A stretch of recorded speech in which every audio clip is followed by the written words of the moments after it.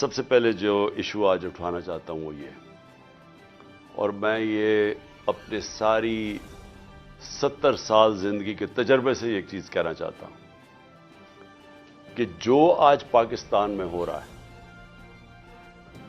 جس شرمناک طریقے سے بڑے بڑے ڈاکوؤں کے کیسز معاف کیے جا رہے ہیں، میں آپ کو یقین دلاتا ہوں کہ میں نے اپنے 70 سال میں بنانا ریپبلکس کے اندر ایسی چیزیں نہیں دیکھی۔ بنانا ریپبلک کیا ہوتی ہے؟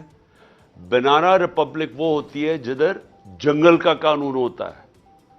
جدھر جس کی لاٹھی اس کی بھینس ہوتی ہے، جدھر طاقت کی حکمرانی ہوتی ہے، جدھر انصاف نہیں ہوتا، جدھر رول آف لا نہیں ہوتا۔ اور آج میں، کیونکہ میں اپنی قوم کی تربیت بھی کرنا چاہتا ہوں، میں اپنے نوجوانوں کی، کہ اس ملک کی 66% جو آبادی ہے وہ 28 سال کی عمر سے کم ہے، تو میں ان کو خاص طور پہ مخاطب ہوں کہ دیکھیں میرے نوجوانوں، کوئی مجھے دنیا میں آج ملک بتا دیں جس ملک کے اندر رول آف لا نہ ہو اور وہ خوشحال ہو، اور کوئی مجھے ایسا ملک بتا دے جدھر انصاف اور قانون کی حکمرانی ہو اور وہ غریب ہو۔ یہ آپ کو کہیں دنیا میں نہیں ملے گا۔ جن جن دنیا کے ممالک کے اندر طاقتور کے مجرموں کے لیے ایک قانون، جس طرح میرے نبی صلی اللہ علیہ وسلم نے کہا تھا کہ جب طاقتور چوری کرے تو اس کو پکڑو نہ، اس کو NRO دے دو، اور صرف کمزور غریب لوگوں کو، چوروں کو جیلوں میں ڈالو، وہ ملک تباہ ہو جاتے ہیں۔ ہم تباہی کے کنارے کے اوپر کھڑے ہیں۔ میں آج صرف یہ، ہماری معیشت بالکل تباہی کی طرف جا رہی ہے۔ اس معیشت تباہی کی طرف جائی اس لیے رہی ہے کہ ہمارے ملک کے اندر انصاف نہیں ہے، اور انصاف یعنی میں نے اپنی زندگی کے اندر اس طرح کا ظلم نہیں دیکھا جو آج ہو رہا ہے۔ چن چن کے اس ملک کے بڑے بڑے ڈاکو جو اس ملک میں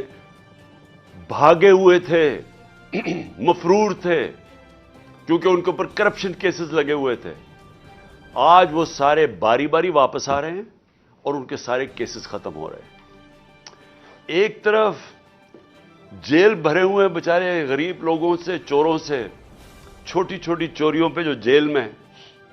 آج کل کی مہنگائی میں برے حالات، بے روزگاری، ایکسکیوز می، بے روزگاری، مہنگائی، چیزیں دن بدن مہنگی ہو رہی ہیں، کھانے پینے کی چیزیں، وہ بیچارے چوری کرتے ہیں، چھوٹی چوری کرتے ہیں تو وہ جیلوں میں چلے جاتے ہیں۔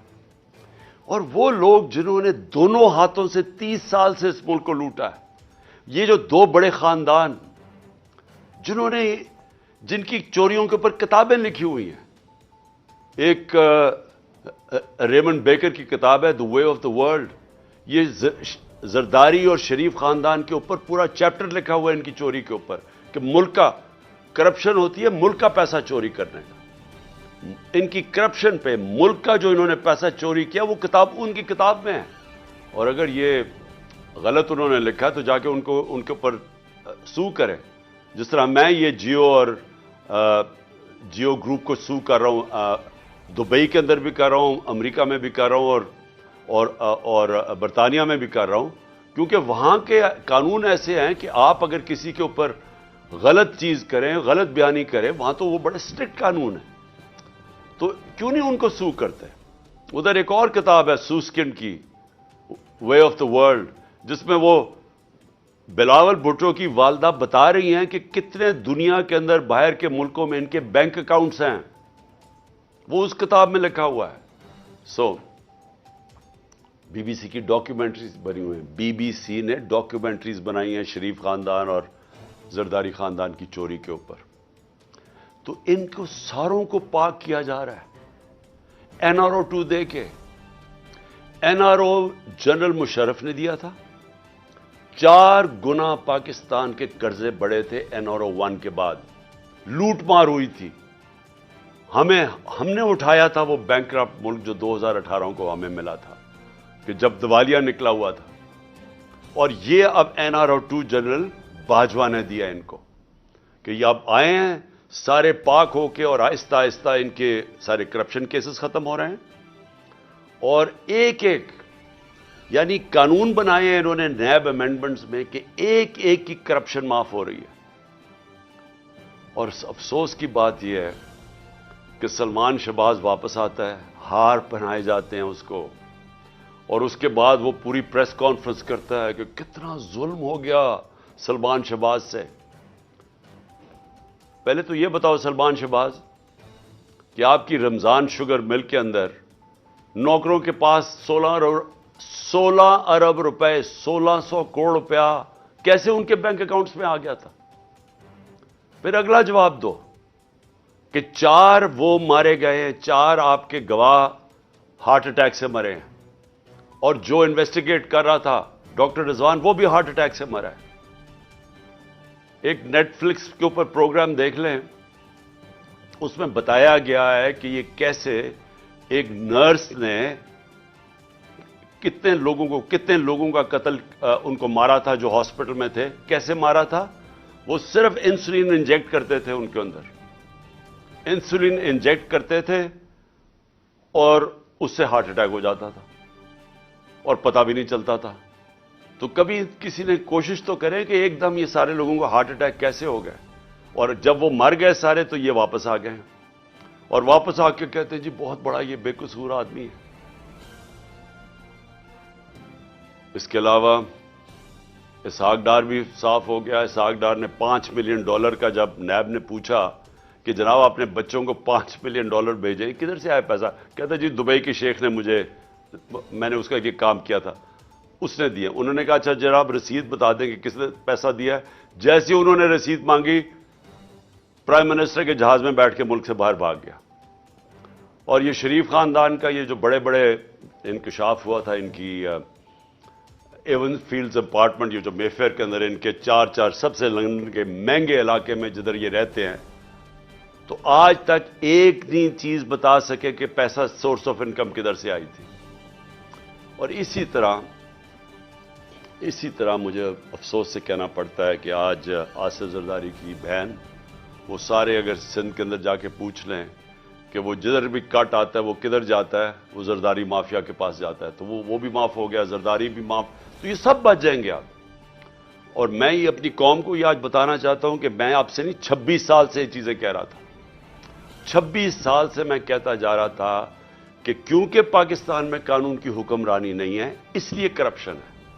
کیونکہ قانون کی حکمرانی نہیں ہے اس لیے قبضہ گروپ ہے۔ کیوں نہیں امریکہ میں قبضہ گروپ؟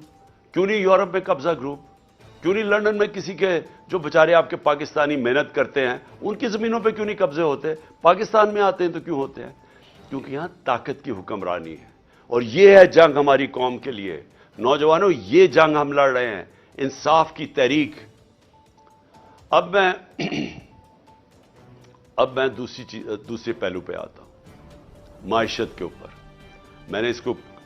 پچھلے 2 دن بھی بات کی ہے۔